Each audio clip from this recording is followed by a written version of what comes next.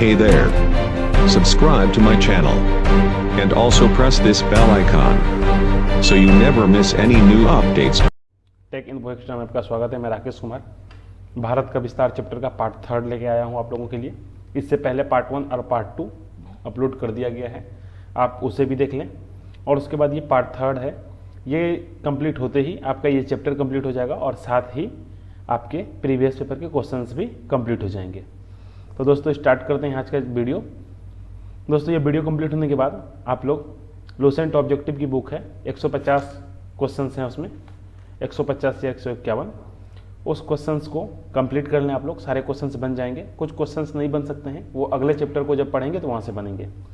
130 plus question, 135 plus question तो आप कर ही सकते हैं ये वीडियो देखने लेने के बाद।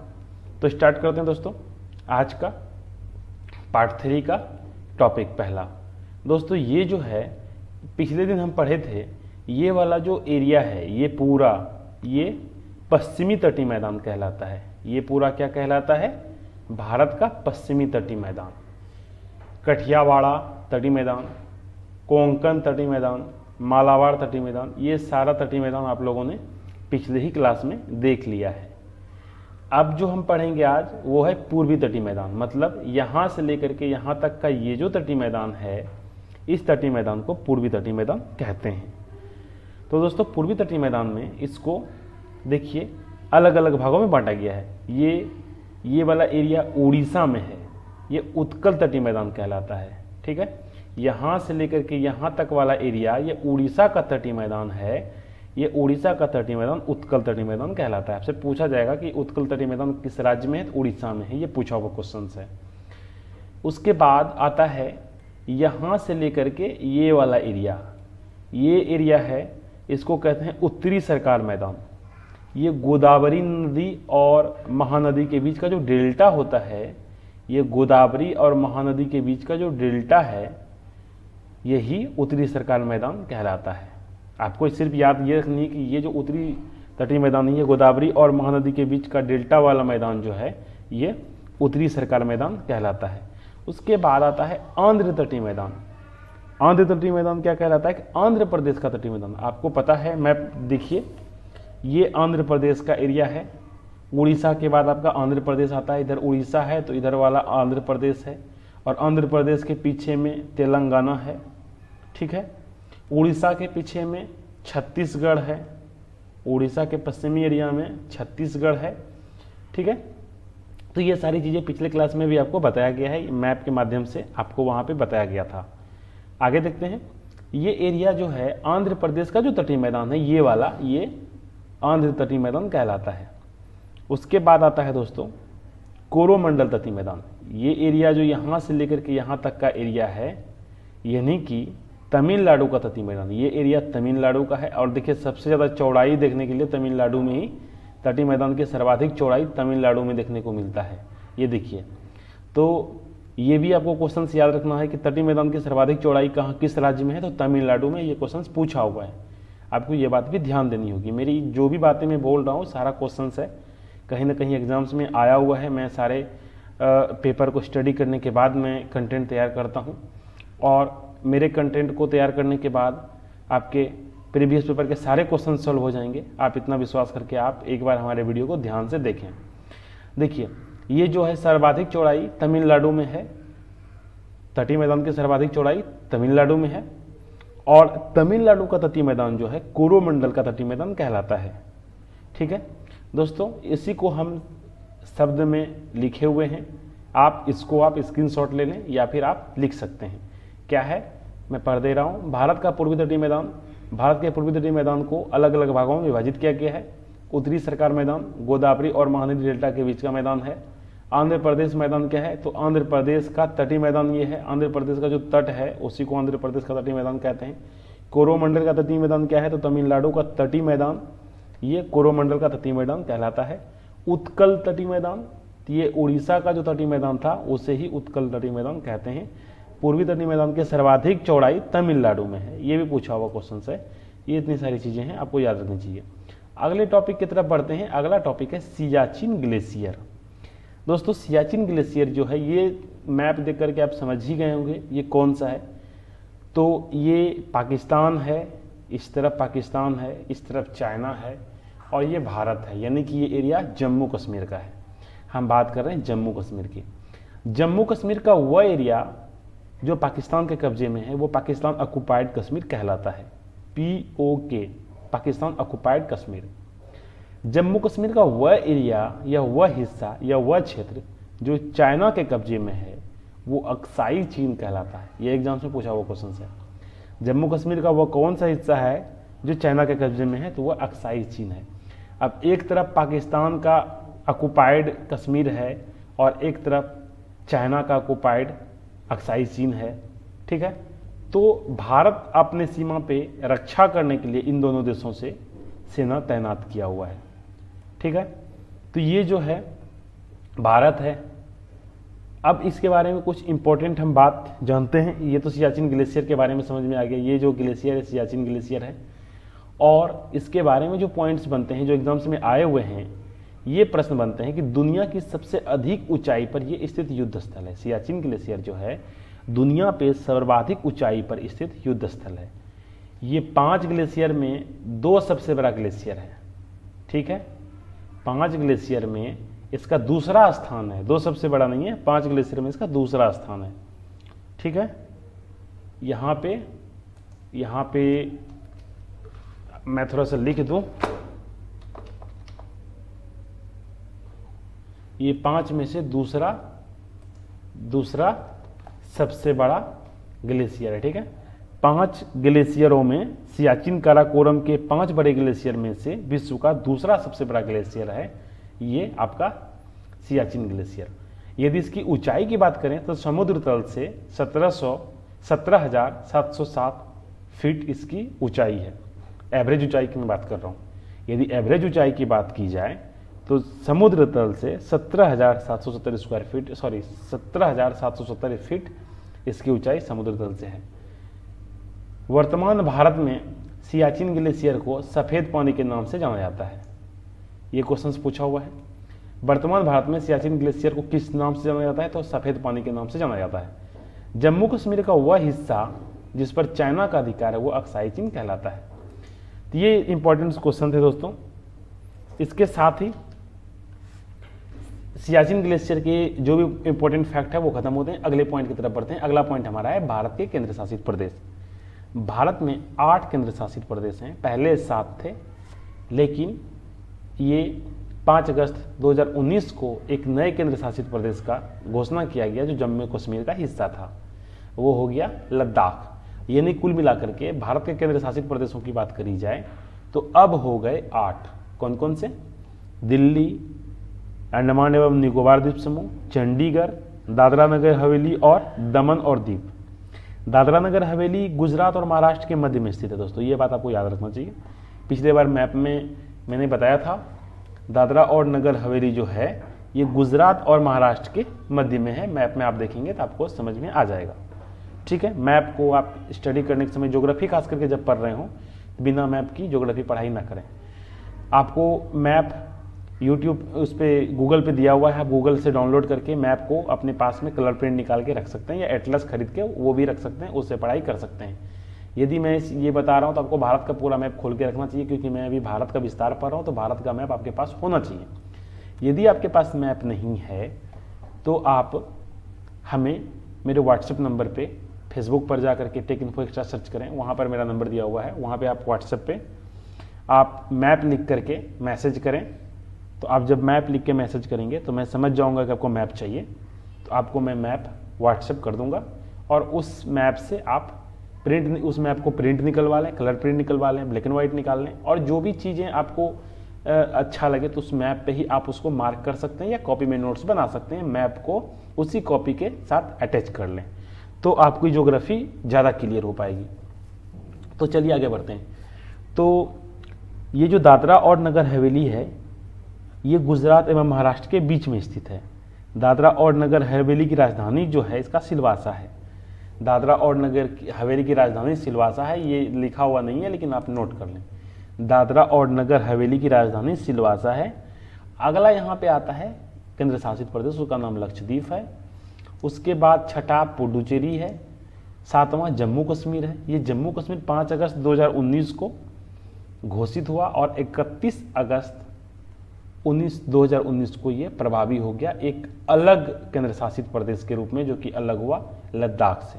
मतलब जम्मू कश्मीर से लद्दाख अलग हुआ और ये घोषणा 5 अगस्त 2019 को हुआ था और 31 अगस्त 2019 से ये प्रभावी हो गया, मतलब लागू हो गया। आते हैं अब अंडमान निकोबार द्वीप। ये 2 द्वीप जो हैं, एक अंडमान निकोबार द्वीप ये वाला और दूसरा लक्षद्वीप। भारत के ये 2 द्वीप ऐसे द्वीप हैं जो समुद्र के बीचों बीच बसा हुआ है। कह सकते हैं कि ये समुद्र के बीचों बीच में स्थित है। तो दोस्तों, द्वीप कहते ही उसे हैं जो चारों ओर से पानी से घिरा हुआ हो, उसे द्वीप कहते हैं। जैसे मैं आपको एग्जांपल दिखा दूं, ये देखिए, ये द्वीप है, ये द्वीप है, ये द्वीप चारों ओर पानी से घिरा हुआ है। ये चारों ओर पानी से, समुद्री जल से घिरा हुआ है, इसीलिए इसका नाम द्वीप है। अब आते हैं हम, जो मेरा द्वीप है, अब पहला द्वीप है अंडमान निकोबार द्वीप। अब इसके बारे में हम लोग जानकारी हासिल करने की कोशिश करते हैं। अंडमान निकोबार द्वीप क्या है दोस्तों? तो ये हमारा भारत है। आप मैप में जो देख रहे हैं, ये हमारा भारत है, ये हमारा भारत है।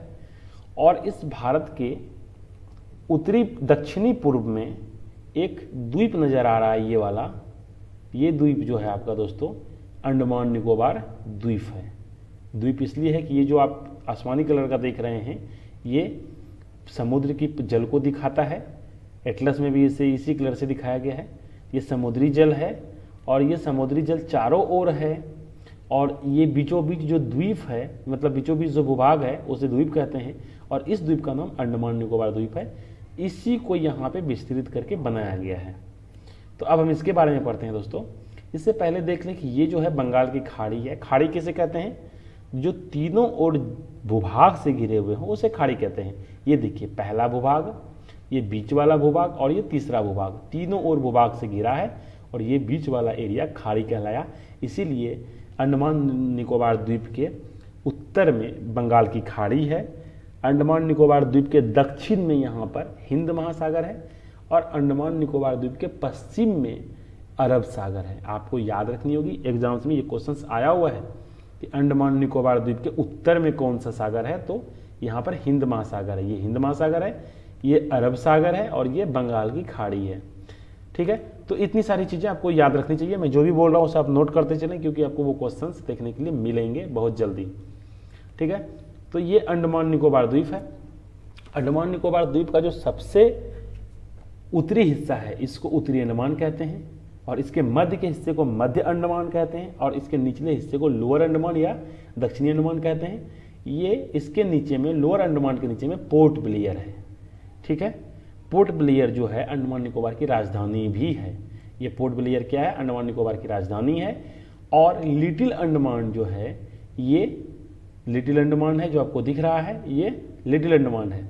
और यहाँ पर सबसे दक्षिणी बिंदु लिटिल अंडमान हो गया और ये कार निकोबार हो गया। और कार निकोबार के बाद ये आप देख लीजिए, कार निकोबार है, फिर यहाँ पर लिटिल निकोबार है, ये ग्रेट निकोबार है। ऐसे द्वीप तो देखा जाए अंडमान निकोबार में तो 572 है, पर 572 द्वीपों को हमें पढ़ने की ज़रूरत नहीं है दोस्तों, ये एग्जाम्स में नहीं आते हैं।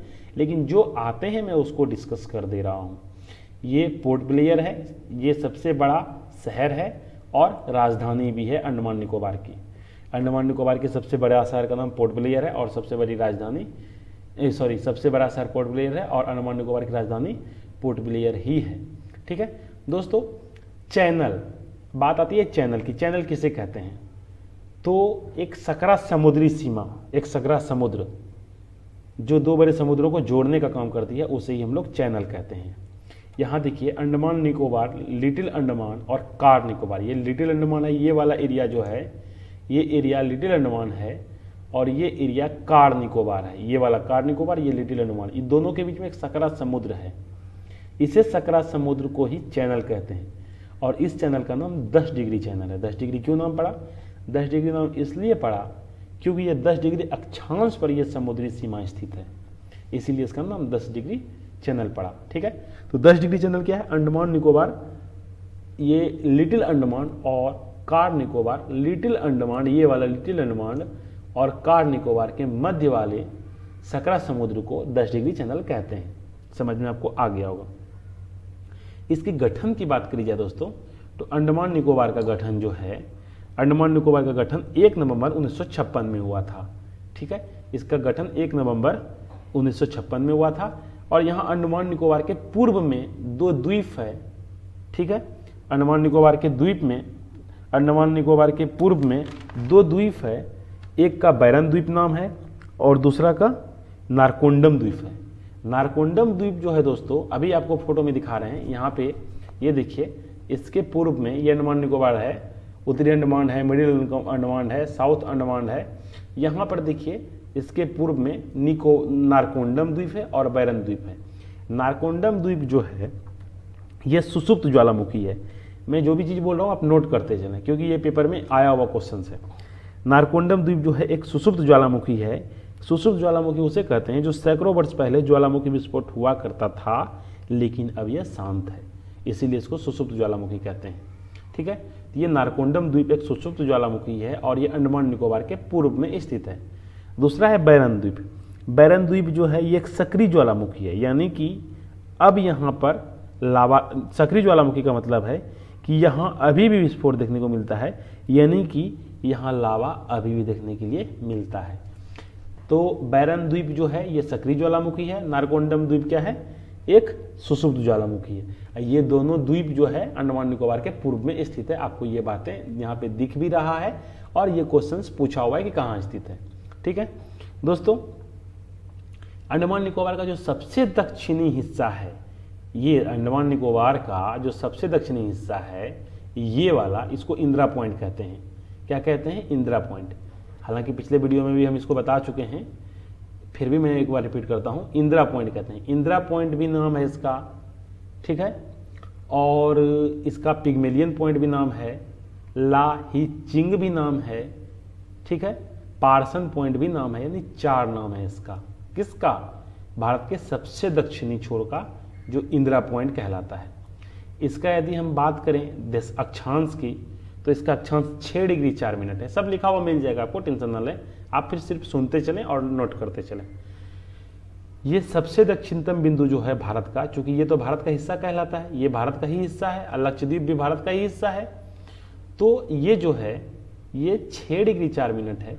अब भारत का सबसे दक्षिणी भूभाग जो है, भारत का मुख्य भूभाग जो है, भारत के दक्षिण में जो मुख्य भूभाग है वो कन्याकुमारी है, वो 6 डिग्री 4 मिनट है, सॉरी 8 डिग्री 4 मिनट है। और ये जो भारत का सबसे दक्षिणी हिस्सा पूछा जाए तो अंडमान निकोबार है। इसका जो है 6 डिग्री 4 मिनट ये साउथ है, सॉरी 6 डिग्री 4 मिनट नॉर्थ है, और ये 8 डिग्री 4 मिनट नॉर्थ है। ये सारी चीज़ें आपको याद रखनी होगी। ये वाला एरिया भारत का सबसे दक्षिणी पॉइंट जो है ये कहलाता है आपका इंदिरा पॉइंट। इसका 3-4 नाम है, एक Indira point, Parson point, La Hi चिंग, और एक है इंदिरा पॉइंट, एक है ला ही चिंग है, पार्सन पॉइंट है, और एक और नाम है। कौन सा एक नाम है दोस्तों? याद करिए, पिग्मेलियन पॉइंट। ठीक है, तो इस तरीके से आप ये नाम याद रखें। और ये भारत के मुख्य भूभाग का दक्षिणी बिंदु कन्याकुमारी है, ये तमिलनाडु में पड़ता है, और इसका जो अक्षांश है 8 डिग्री 4 मिनट है। और सबसे जो भारत का उत्तरी वाला है ये वाला, इसका 37 डिग्री 6 मिनट नॉर्थ है। ये अक्षांश देशांतर हम पिछले वीडियो में भी बताए हैं, यहाँ भी कुछ रिवीजन के पर्पज से हम बता दे रहे हैं, तो आप इसको ध्यान दें। आइए कुछ पॉइंट्स को देखते हैं। अंडमान निकोबार द्वीप की राजधानी पोर्ट ब्लेयर है। सबसे बड़ा शहर निकोबार द्वीप का पोर्ट ब्लेयर है। ठीक है, अंडमान निकोबार का जो गठन हुआ था 1 नवंबर 1956 में हुआ था। अंडमान निकोबार द्वीप के सबसे दक्षिणी छोर का अक्षांश 6 डिग्री 4 मिनट है, जो इंदिरा पॉइंट कहलाता है। Indira point, Pygmalion point, Parson point, La Hi Ching, 4 नाम हो गया इसका। दोस्तों अब आते हैं अगले पॉइंट की तरफ, और अगला पॉइंट है लक्षद्वीप। ठीक है, अगला पॉइंट है, ये सारी चीजें आप देख चुके हैं, एक बार हम रिपीट करते हैं फिर से। अंडमान निकोबार का, अंडमान निकोबार द्वीप के उत्तर में एक द्वीप है, इसका नाम है कोको द्वीप। कोको द्वीप जो है अंडमान निकोबार के उत्तर में है, मतलब कि यदि ये अंडमान निकोबार द्वीप है, ये अंडमान निकोबार द्वीप है, इसके उत्तर में मतलब इस साइड में एक कोको द्वीप है, वो कोको द्वीप जो है म्यांमार के कब्जे में है। ठीक है, अभी हम आएगा हिमालय चैप्टर पढ़ेंगे तो वहाँ पे क्लियर होगा, बस आप इसको याद रख लें। अंडमान निकोबार द्वीप के उत्तर में एक द्वीप है, इसका नाम है कोको द्वीप। यह कोको द्वीप म्यांमार के कब्जे में है। लिटिल अंडमान और कार निकोबार के बीच में एक सकरा समुद्र है। ठीक है, एक सकरा समुद्र है जिसे 10 डिग्री चैनल के नाम से जानते हैं। अंडमान निकोबार की सबसे ऊंची चोटी का नाम सैंडल पीक है। अंडमान निकोबार, जैसे मान लीजिए अंडमान निकोबार है, ये अंडमान निकोबार है, इसके सबसे ऊंची चोटी जो ये वाला चोटी है, उस चोटी का नाम है, ठीक है, सबसे ऊंची चोटी जो है उस चोटी का नाम सैंडल पीक है। सैंडल पीक जो है उत्तरी अंडमान में स्थित है, मतलब ऊपर की तरफ है। ठीक है, और निकोबार, अंडमान निकोबार का सबसे बड़ा द्वीप की बात करी जाए तो मध्य अंडमान में है। अंडमान निकोबार का सबसे बड़ा द्वीप कहाँ पर स्थित है, तो मध्य अंडमान में है, ये पूछा हुआ है। ठीक है, अंडमान निकोबार के पूर्व में 2 द्वीप हैं जो एग्जाम्स के लिए इंपॉर्टेंट है। हैसियत देखा जाए तो द्वीप तो टोटल 572 है, लेकिन 2 द्वीप एग्जाम्स के लिए इंपॉर्टेंट है जो बार बार पूछे जाते हैं। एक है नारकोंडम द्वीप, यह सुसुप्त ज्वालामुखी है, और दूसरा है वैरन द्वीप जो सक्रिय ज्वालामुखी है, जो डिस्कस कर चुके हैं। आते हैं अगले पॉइंट्स की तरफ। अगला पॉइंट्स है हमारा लक्षद्वीप। दोस्तों, ये भारत है, भारत के पश्चिमी छोर में, मतलब दक्षिणी पश्चिमी छोर में एक द्वीप है, उस द्वीप का नाम है लक्षद्वीप। लक्षद्वीप के शहर का नाम है ये, हम आपको और क्लियर कर दें इसके शहरों के नाम। ये देखिए लक्षद्वीप के शहर हैं और इसके ये नाम है। आपको उम्मीद है कि क्लियर दिख रहा होगा, तो आइए इसको देखते हैं।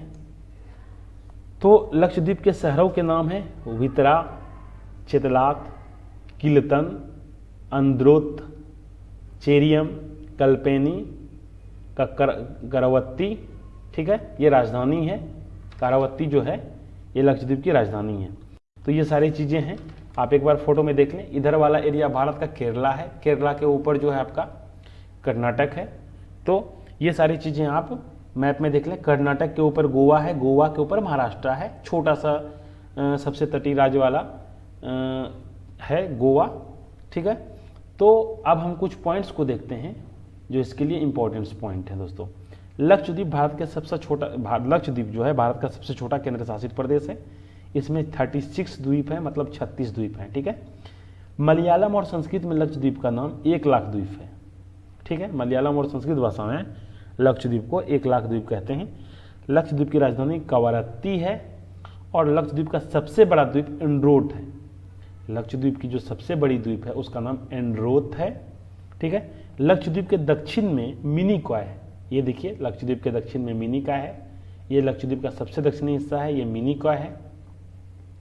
ठीक है, लक्षद्वीप एक प्रवाल द्वीप है, अर्थात इसका नाम, लक्षद्वीप जो है एक प्रवाल द्वीप है, अर्थात इसका निर्माण जो है प्रवाल चट्टानों के, ठीक है, अर्थात इसका निर्माण प्रवाल चट्टानों से हुआ है, यानी मूंगा से हुआ है।